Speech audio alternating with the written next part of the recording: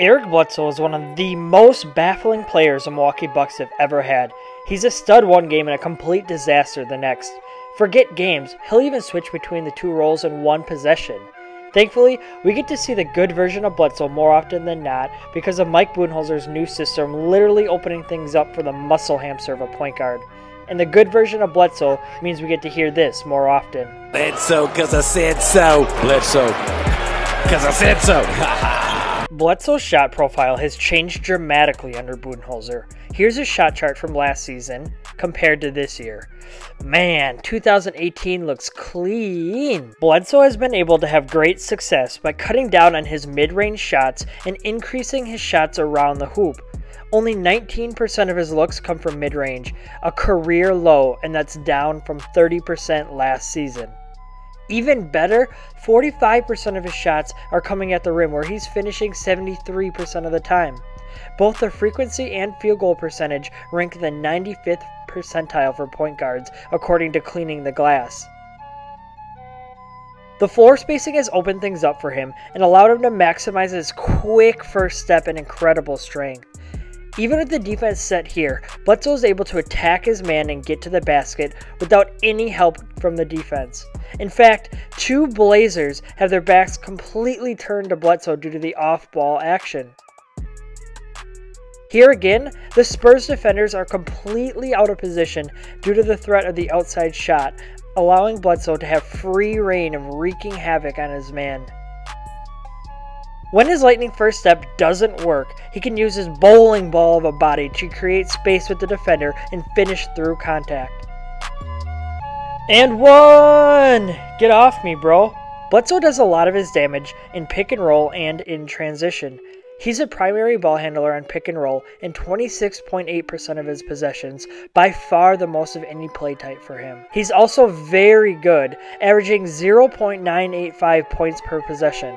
Whether it's the left side, right side, or at the top of the key, it really doesn't matter.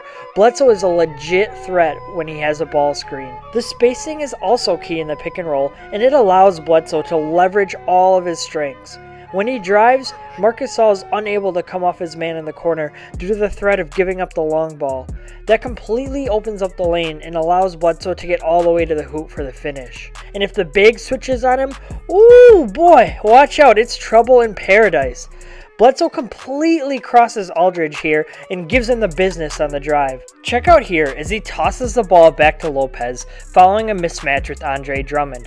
Lopez knows, so Bledsoe then retreats further so that when he catches the ball, he basically has a running start and finishes the blow-by with 2 points. The angles he attacks at are also a thing of beauty. He doesn't always attack straight to the rim, instead choosing to get a little lateral with his first dribble before cutting directly to the hoop. By going lateral right away, he's able to force the defender to open up their defensive stance just long enough for Bledsoe to bully his way into the opening. Once he gets that defender on his hip, it's over, as most point guards aren't going to be strong nor quick enough to completely recover. Bledsoe has been a beast in transition as well. He's a complete nightmare for opposing defenders and can almost get to the lane at will. He does a tremendous job of attacking before the defense is set. This allows him to feed on a backpedaling guard who's not quite ready for that strike. Bledsoe's creativity has also been something else. He does a great job of creating diverse angles to score the ball.